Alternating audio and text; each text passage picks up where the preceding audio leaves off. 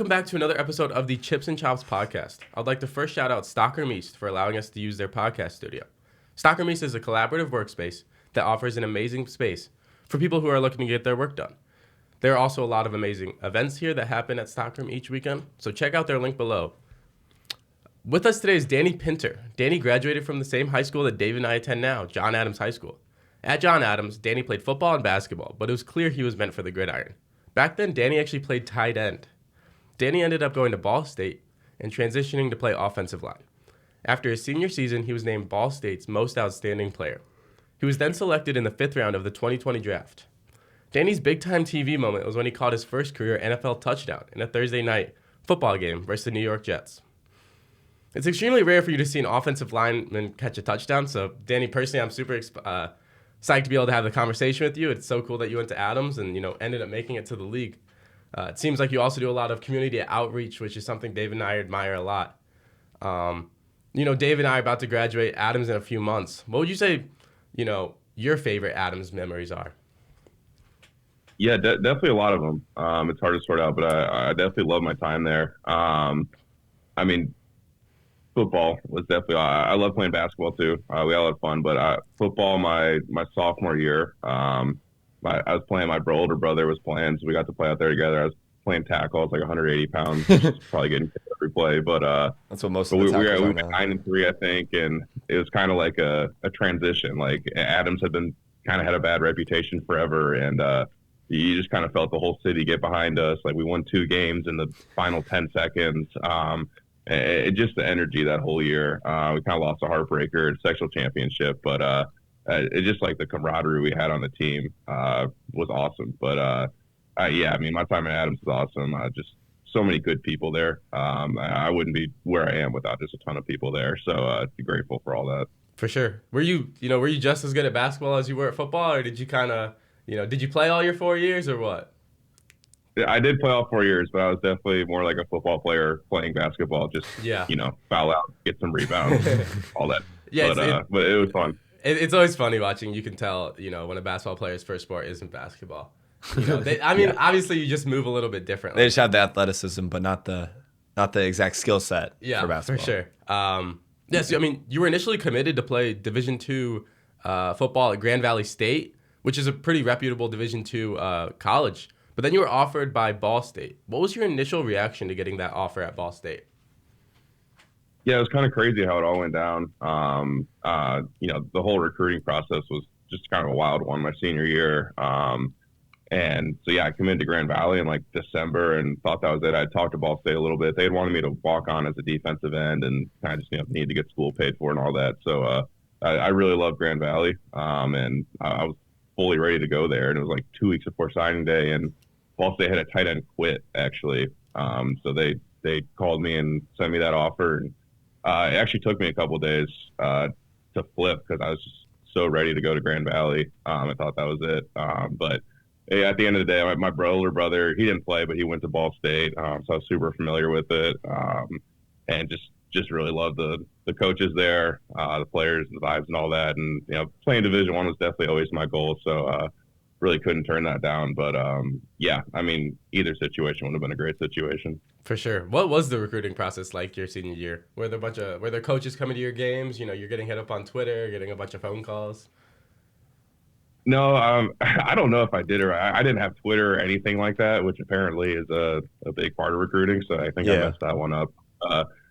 No, I was mostly talking like Division II schools, couple D1 here and there, like walk-on type stuff. And like going into my senior year, I didn't have much. And I hammered away. I just went to like every camp I could, saved up a bunch of money, and kind of got my name out there. And then just, as the year went on, thought I was playing well. And but it was definitely a unique one in the sense of how it all went down with, Ball State at the end. But yeah, no, it wasn't like what you see with all, the 5-star prospects and all that. Yeah. Was football always your dream to, go play in football, go play in college and go play in the NFL, or did you have a different dream as a kid? I would say it was always football for sure. I definitely fell in love with it when I was young, and really it was kind of my only goal for a really long time. So That's awesome. And then for your first 3 years at Ball State, you were a tight end, and then you decided to change positions. You had put on 50 or more pounds. Can you take us through how that ended up happening? Yeah, so I was playing tight end, like you said, first 3 years, and my would have been my redshirt sophomore year. So I was starting at tight end, playing all that, and ended up tearing my foot, having to have surgery, was out for the year. And at that point, that was a struggle. We weren't very great that year. We were definitely struggling, and we were really thin on the O-line. So I was starting at tight end, but I was like the emergency tackle if anyone went down. So I was taking offensive line reps in practice here and there. Yeah. And at the end of the year, my offensive line coach, tight end coach, kind of called me in, and they said we need a tackle first off. So asked me if I would switch, and so for me that was a no brainer. What the team needs, and we were kind of trying to turn around a program there. So that was a no brainer from that sense. And then my offensive line coach, he played in the NFL for a while, so he had said I think if you make the switch, you might have a chance at getting a shot at the next level. So, all those things combined, made the switch. It was definitely a learning curve at first, but, ended up working out. What was the weight gain like? I mean, 50 pounds in 1 year is crazy. Like, what were you eating? Like 2 dozen eggs, bunch of milk? Like, Yeah. what were you putting down? Almost everything that I saw. But yeah, they're like eggs, chicken. My main goal was, put it on, but let's try and at least put it on the right way so that, the benefits You're not just of, slugging around and whatnot. Yeah.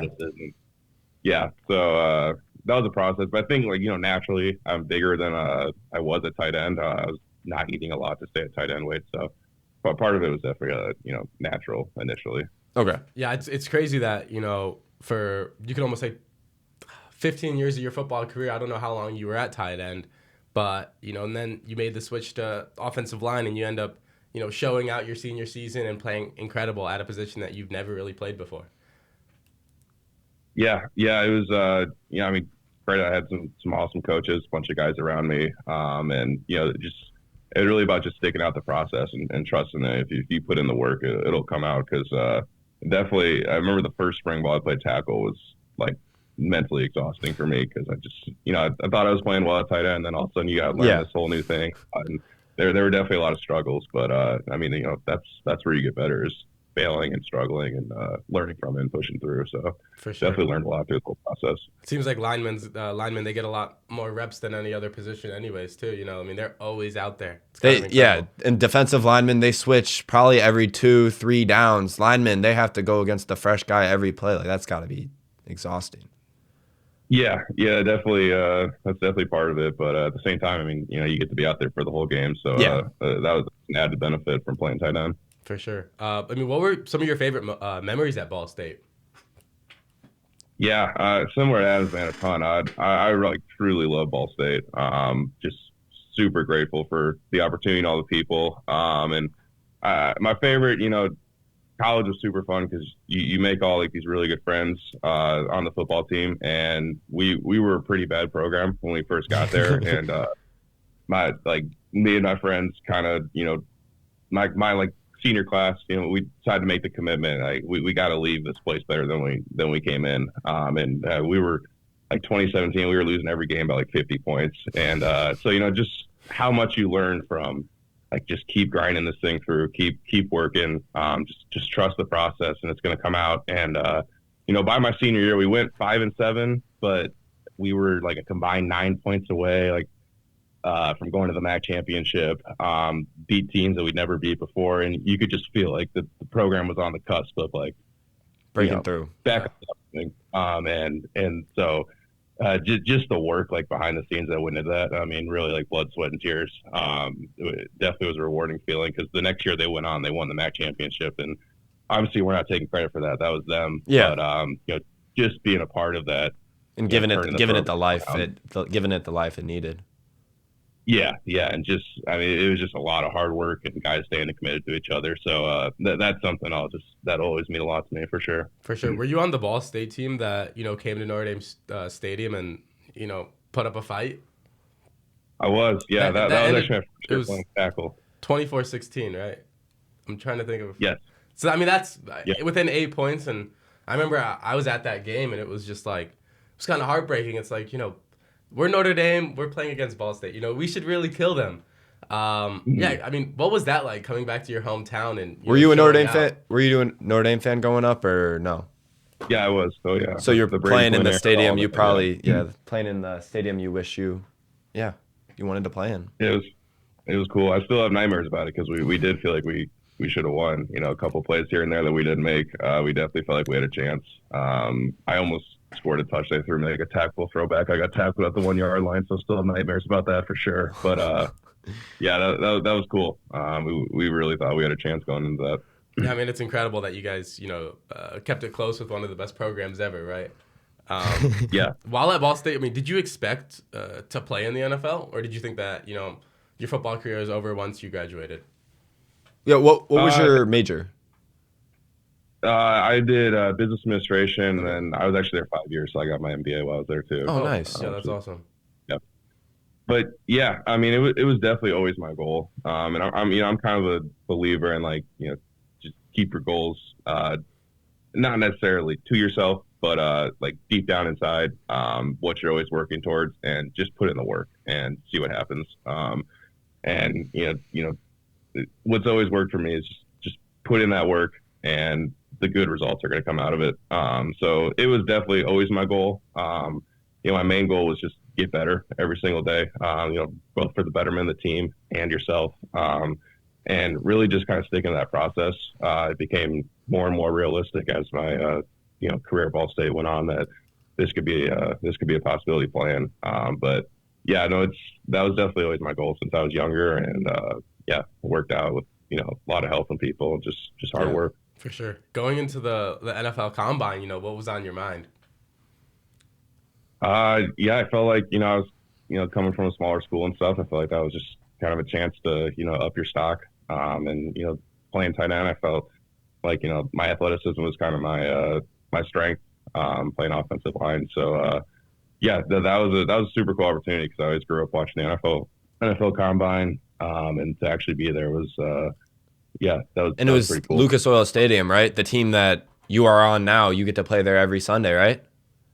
Right. Yeah. Yeah, I mean, Funny how it works out, yeah. how intimidating Funny, yeah. was it, preparing for that process, walking in to the stadium that day? Yeah, I felt prepared. I went trained at a pretty good spot, and I felt ready, and really that's just kind of what I told myself. Like, just you put in the work now, like just go perform. And so, yeah, but definitely, I mean, you're there with freaking guys that you watch for 4 or 5 years that are going to go in the first round and all that stuff. But you got to kind of step to the side and be like, all right, I'm trying to be on the same stage as these guys. You got to equate yourself with them. So. Yeah, no, that was definitely a fun night. And you ended up showing out, right? Like that really improved your draft stock, meeting with teams as well. Yeah, I think it helped. Yeah, no, I'd recorded decent numbers out there, and yeah, meetings with teams and all that stuff. It was definitely a grind. Then they try and like just mentally exhaust you, but yeah, it was a cool process. Yeah, and that was during, when COVID was at its height. What was it like, being at home?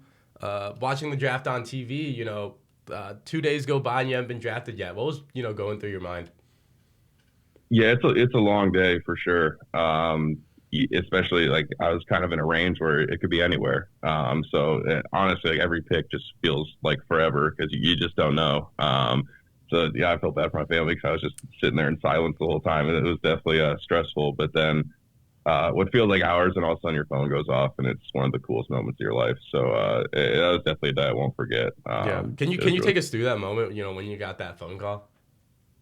Yeah. Well, what's funny, it was an Indianapolis area code, which almost everybody I know from Ball State is Indianapolis area. I wasn't totally sold. So you thought it was one of your boys or something. Right. Yeah. But yeah, then on the line was someone who worked for the Colts. They pass you on to the general manager, and then pass you on to the head coach, and from there, yeah, it's like, all right, now it's happened. Let's get to work and make it happen. But yeah, that was definitely an experience I won't forget. Yeah, how does it really work? Like they call you, and then are you picked next, or is it like while watching it on TV, is it a couple picks next, or what? Yeah, it was I was probably like 5 picks behind at that point. I think when you're like the first round, all that stuff, it's a little more in sync. But I think I was like the third pick in the fifth round or something like that. So it was like 5 picks behind. They said, yeah, I think the TV gets behind it. The commercials get a little, Yeah. got to listen to a little Burger King commercial. Am I right? Right. Yeah, I mean, after your draft, what going to the NFL and actually, signing a contract, stuff like that. What surprised you most about the NFL once you got there?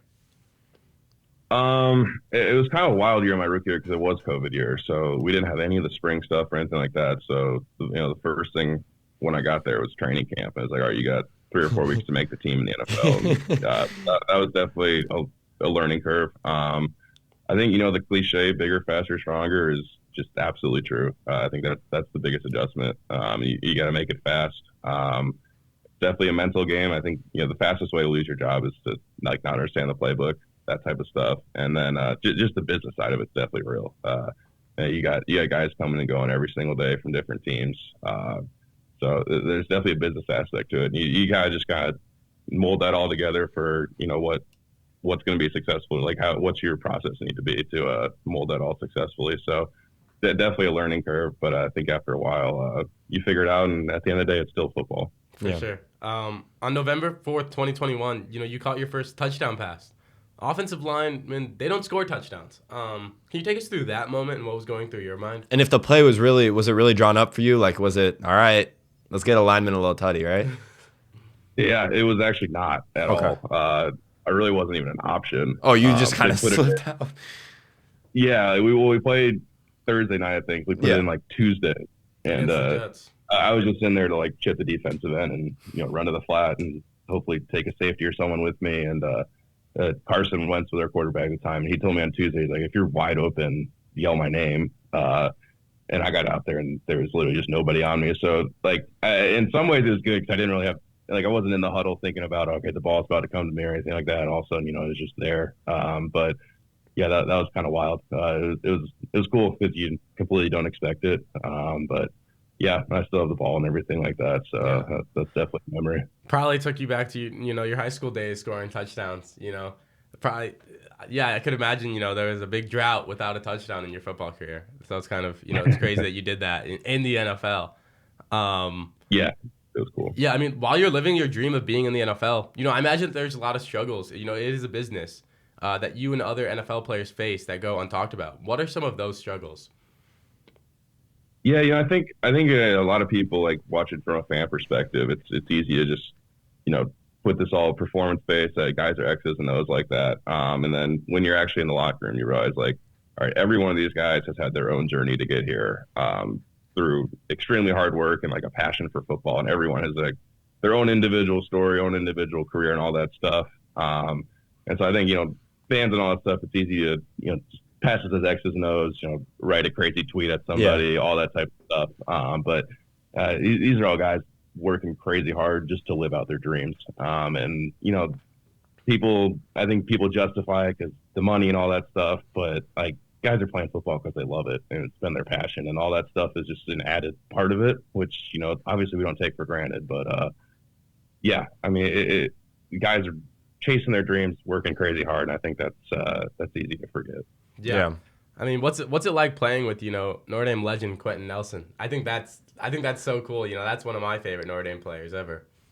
I mean, he's he's a pancake legend. I didn't know what a pancake was until he started posting highlights and whatnot. Because linemen, they don't really have stats or whatnot, but when you see a pancake, that's tough. Their job. Yeah, they did their work. Yeah, no, he's like everything you guys probably hear. He's the real deal. And I think what's cool is he's a great dude. But yeah, obviously you guys see him dominating on the football field, but he dominates practice. He dominates the way he prepares for games, dominates the way he lifts, takes care of his body. So it's no secret why he's so good. He puts in all this time, and he's one of the best leaders I've ever been around.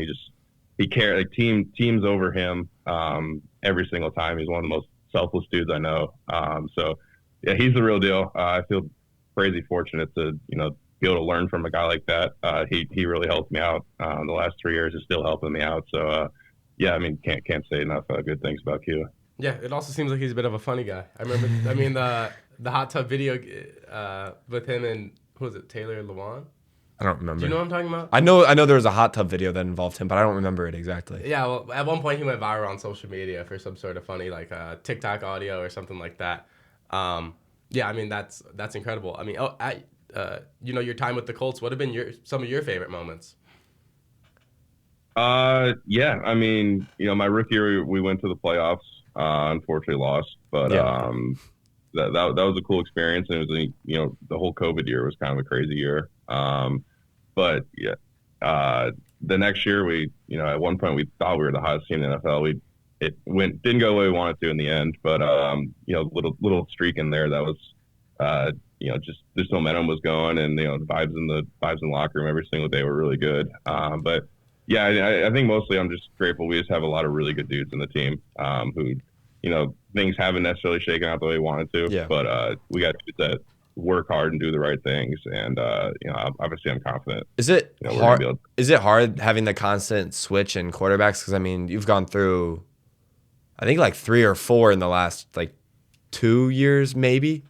There's been like Matt Ryan, Yeah. Phil Rivers. Actually, Phil Rivers might have been 2. I don't know. Yeah, Phil was my rookie year. He was your he would have Carson- been your rookie year. Okay, and then Carson Wentz, Matt Ryan. Yeah. Someone else in there it too, definitely right? can- Yeah. we had a couple guys play this Okay. year. But yeah, it definitely can be a challenge. I think we got the right guys that, it's all right, whoever's out there, we're trying to win. And that's all that really matters. But yeah, definitely there can be some challenges with that. For sure. You look at social media, it seems like, you do community outreach, the Colts do community outreach. What do they have you doing and like stuff like that?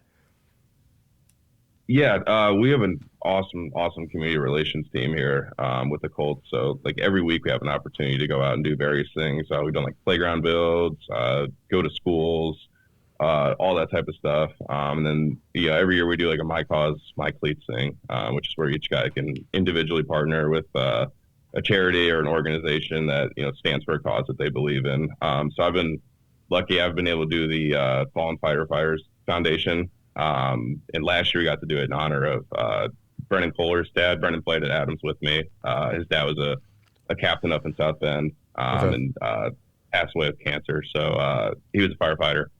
So got to do that. And this year got to do it for Indianapolis firefighter passed away and got their family to a game. So just all that stuff. I think that's been one of the coolest parts about playing the NFL is the opportunity you have to help out in the community, help people who are going through hard times, that type of stuff. For sure. You've been out. You've been living in. You're living in Muncie and then living in Indianapolis. You've been out of South Bend for about 7-8 years. What would you say you miss most about South Bend? That's a good question. Believe it or not, the fishing. I love fishing up there. Yeah, no, we saw you have so many pictures with fishing. It's crazy. That's like your big thing outside of football? Yeah, definitely. Is that been like a thing that your whole life that you've been into, or? Pretty much. Potato Creek a lot. I mean, I think that's the only place I've gone fishing in like the last couple of months. I've done Potato Creek. We hit the river a lot. St. Joe River is really good. Okay, yeah, that's interesting. Yeah. So I miss that for sure. Miss some of the food. The pizza's good there. But what's your favorite pizza place? What's that? What's your favorite pizza place here? I've always been a Bruno's guy. Oh, interesting. Okay. Yeah. Okay. You guys got a different choice? We were just sponsored by Mimo's, but I work at Rocco's Pizza. Okay, yeah, both of those are solid too. Yeah, for sure. There's a ton of great restaurants in South Bend. Yeah. I mean, do you come back regularly, or how does that really work out? Yeah, my parents are still up there, so I get back out when I can. I was just there last weekend just to see them for a couple days. Oh, so yeah. That's awesome. Still get around. Yeah, I mean, I was telling my dad about how I'm having, who I've been, who I always tell him about who I have on the podcast and stuff like that. And he actually knows your dad. So I think they must have done some sort of work together. My dad used to work at the homeless center. I don't know if your dad helped out there or he did something with it, he said. Okay, yeah, he does. He does consulting for nonprofit and all that stuff. And he used to be the director at Red Cross. So I'm sure that it was Red Cross. It was cool. Red Cross. Yeah.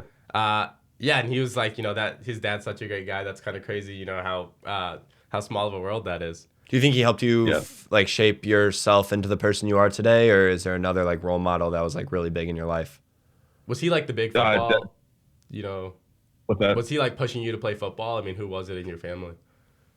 He wasn't, which I think I'm actually, grateful for because he always supported however much he wanted to or needed to.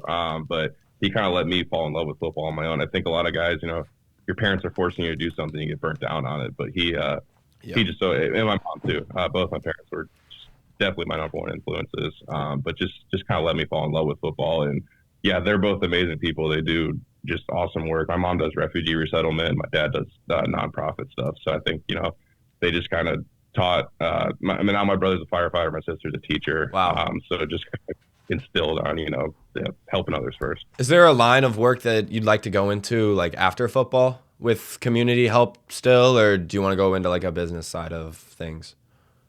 Yeah, I haven't thought about that. You haven't thought about it? Okay. Obviously, would like to be involved in community in some sense. I've made a lot of just awesome connections that I think I'll be able, whether it's full time or just helping out. Yeah.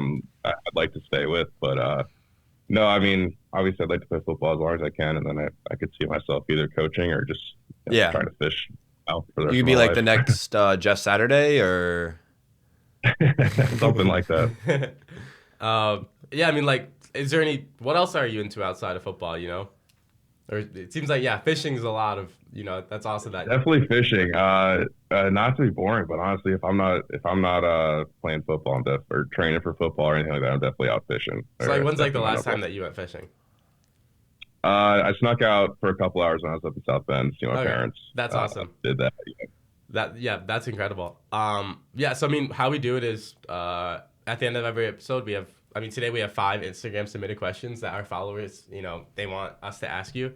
So the first one is, what was your favorite NFL team growing up? I was actually a pretty big Bears fan. Even though I grew up in Indiana. I think most South Bend people are Bears fans, to be honest. It's Yeah. I mean, we're just as close to Chicago as we are Indianapolis. Yeah. So.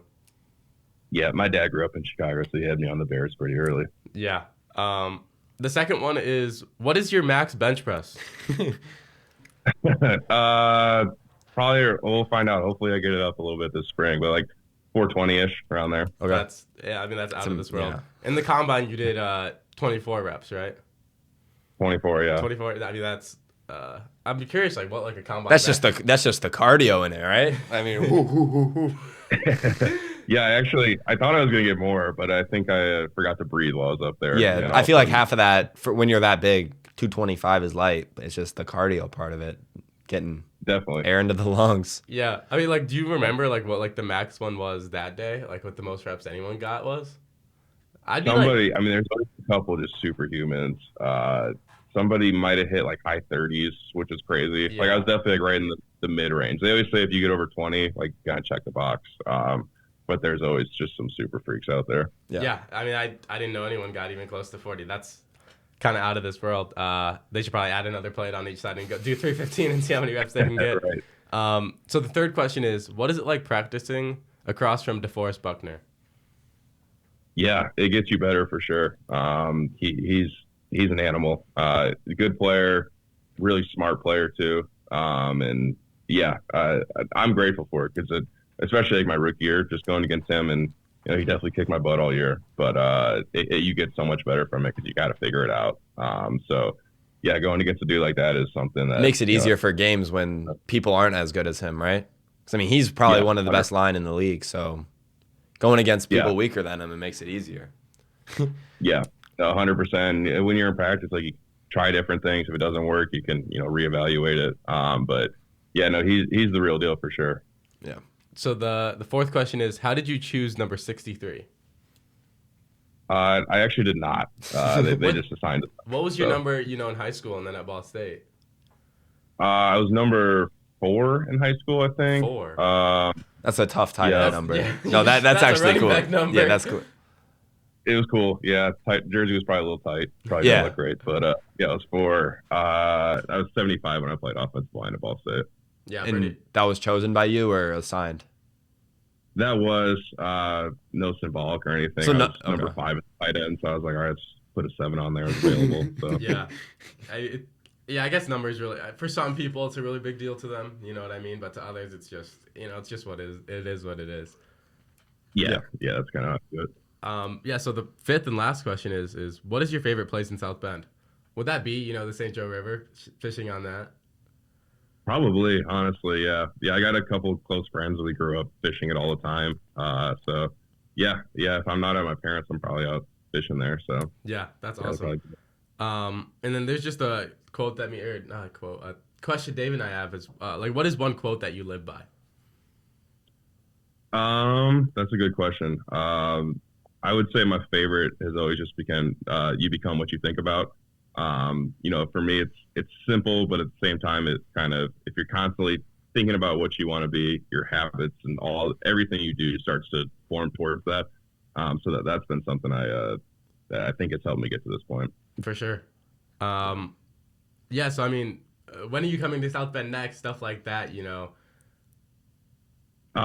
Good. I'm sure I'll sneak up at some point for a weekend to see my parents. I'll start. I train up in Chicago, so I'll start that up next week, and sneak back for a weekend at some point. I'm sure. Yeah, I mean, it would be awesome if Adams had you come in as some sort of you could do a presentation or talk to the football guys. I think that would be really incredible. Or even go to I mean, like what middle school did you go to? I went to St. Joe Grade. Okay, yeah. Me and David are both ICCL people. Yes, the ICCL environment probably trained you very well for the NFL because I feel like my ICCL games, every game was like for basketball was like an NBA game. I kind of felt that way. I don't know if, it compares as well. Pretty but, equivalent for sure, yeah. Yeah, I think it's pretty close. No, I think that, being at I went to Holy Cross, so like a small private school, playing basketball, it's just, I think it's more intense than any sport I've ever played, to be honest. Like it's, back in the ICCL, it's something that I'll never forget. And then actually, currently I help coach the St. Joe Grade 5th grade boys basketball team. And it's just like, the amount of heart that goes into it, you know what I mean? I mean, everyone's aunt, uncle, dad, mom, grandma's there. It's, nothing like going, I mean, there's a student section you could go against in high school, but like going against other people's like grandparents and stuff, like I feel like it's more of an experience. They're ridiculous for sure. Yeah. That's cool. My friend and I actually coached some middle school basketball too, and we were at Adams. It was super fun. It's usually done. Yeah, it's so rewarding. I mean, like, what were some of your favorite ICCL moments? Do you have any really big ones that stick out? We were good at football actually. We had a good team. We combined. It was us, St. Anthony's, and St. Pius. So I think my 6th grade, my 8th grade year, we were like undefeated. Yeah, that doesn't really sound fair. Yeah, those are like the 3 powerhouses. We were good. That was a lot of fun. But even then, like that's where you fall in love with football. So when Oklahoma drill with your friends after school is a lot of fun. Getting involved in sports young is important, I think. But yeah, huge. For sure. I mean, were you also playing basketball? I mean, like, were you top of your team in basketball back then, or what? Yeah, I did football, basketball, baseball. Okay. Stopped playing baseball. It was pretty bad, but it was fun in middle school. I was fine at basketball, but it's probably the same thing, just out there throwing elbows like playing football. But I had a lot of fun playing in middle school. Was awesome. Something I always wanted to do is like be able to get film from back when I was playing in 5th grade, or even 6th, 7th, or 8th grade. It's I think I could submit some of the stuff and give it to colleges, and they might look at me. I don't know. maybe Ball State will look at you, David. Maybe that would be incredible. Put in the word. Yeah, thank you. I mean, that's all we have prepared. Are there any, questions that you have for us, or, about Adams, anything like that? Mr. Seitz, that's my guy. Is he still the man? Yeah, he is still the man. We actually, you saw we had him on the podcast like 2 or 3 episodes ago. So yeah, I mean, awesome. If we see him today, we'll have to, we'll have to let him know you were on it. He'll be definitely really excited. Definitely. I'd be curious, like, who are some of your favorite teachers back then? That's what I love about Adams. I think the teachers are just absolutely incredible. And like a good lesson they gave you, maybe. Mr. Hardman was always, because he was my football coach too. But is he still there? Mr. Hardman, math teacher, right? Yeah. He is like one of the best people I ever met in my life. Just cares about other people. So I learned a lot from him, and he was an awesome football coach. He's one of my favorites. Mr. Kern's the man. That's my golf coach. I love him. Yeah, he's the man. I tell him I said what's up. Yeah, I will. We still in there. Yeah. Yeah, those guys are awesome. Gym class, Coop's not there anymore. I actually ran into him when I was in South Bend, but he was the man. But yeah, I mean, like you guys said, there's so many good people at Adams. For sure. Yeah, it's definitely like getting out of middle school, I had the option. I could go to Clay or I could go to Adams. I'm definitely happy I went to Adams. That's where I met David and stuff like that. I mean, if it wasn't for Adams, maybe I wouldn't have the podcast. You know what I mean? It's kind of incredible. True. Yeah, no doubt. Yeah, I mean, is there anything else? Otherwise, I think it was amazing sitting down with you, and thank you so much. Yeah, no, that was awesome. Thanks for having me on.